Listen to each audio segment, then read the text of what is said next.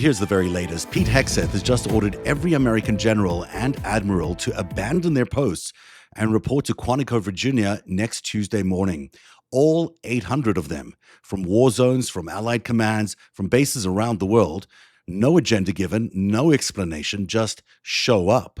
This has never happened in American military history. On Tuesday morning, there'll be no American admiral in the Pacific. There'll be no general in South Korea, no commander in Eastern Europe. For several hours, the entire command structure of the United States military will be in one room in Virginia. Sources inside the Pentagon are using words like madness and unprecedented. One of them, only half jokingly, called it a preparation for a coup d'etat, not a coup against the government, a coup inside the military itself. There may be no American precedent for such a gathering, but there is an historical reference.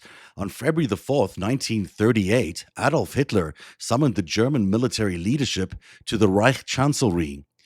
By the end of that day, he'd retired 16 generals, transferred 44 others, and personally taken command of the armed forces. The Wehrmacht went into that room belonging to Germany. They came out belonging to Hitler.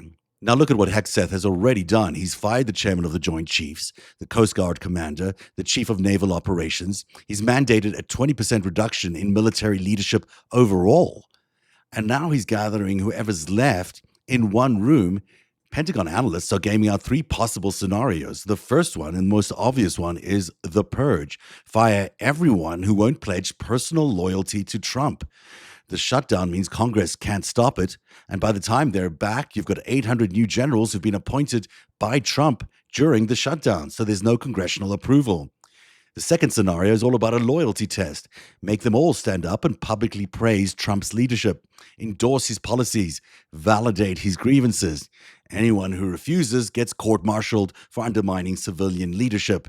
It's the Erdogan model. You don't need to fire them if you can break them. The third scenario, and frankly the least likely, is that there's some sort of war announcement. Lock them in a room, tell them we're attacking Venezuela or Iran or whomever Trump tweeted about that morning.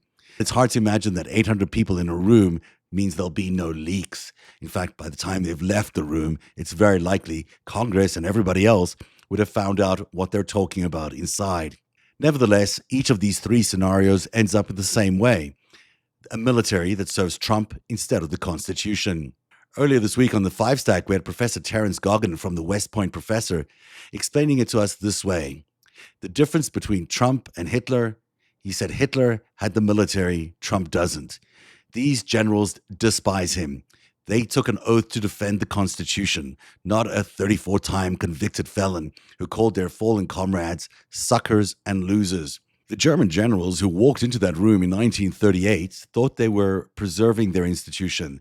They believed they could manage Hitler, they could contain him, use him to rebuild the German military. By 1945, the survivors realized they hadn't preserved a thing. They'd enabled the destruction of their nation. Now, of course, Tuesday's gathering could be something else. Maybe it's a major security realignment. Perhaps it's a morale-building exercise, some kind of we're all in this together moment.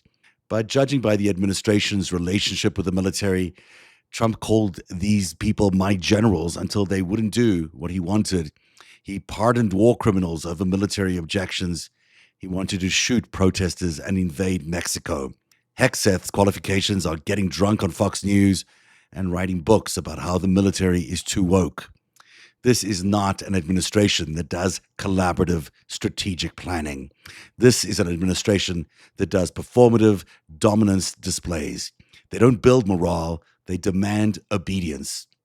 My bet is on Tuesday morning, 800 American generals will face the same choice those German officers did. They can stand up and risk everything, and some of them might. Or they can kneel and keep their stars, and some of them might do just that. Every general has to prepare for every possibility this weekend. It would be wise to at least have a plan, not just show up and hope for the best. Trump was asked about the meeting. He said, "Why is it such a big deal?" And his vice president, Vance, called the coverage odd. It makes one feel that they're hiding something quite big. Military doctrine and American military history says never concentrate leadership. Pearl Harbor taught America this too. The entire structure of our defense is built on distributed command. Unless you're trying to break the structure, unless continuity is exactly what you don't want, you wouldn't bring 800 generals from their command posts back to one room in Quantico, Virginia. On Tuesday morning, we'll find out if the American military becomes Trump's military. And if it does, it could mean another death knell for American democracy. The night of 800 generals. Is Hegseth orchestrating a coup inside the military? I'm Zev Shalev.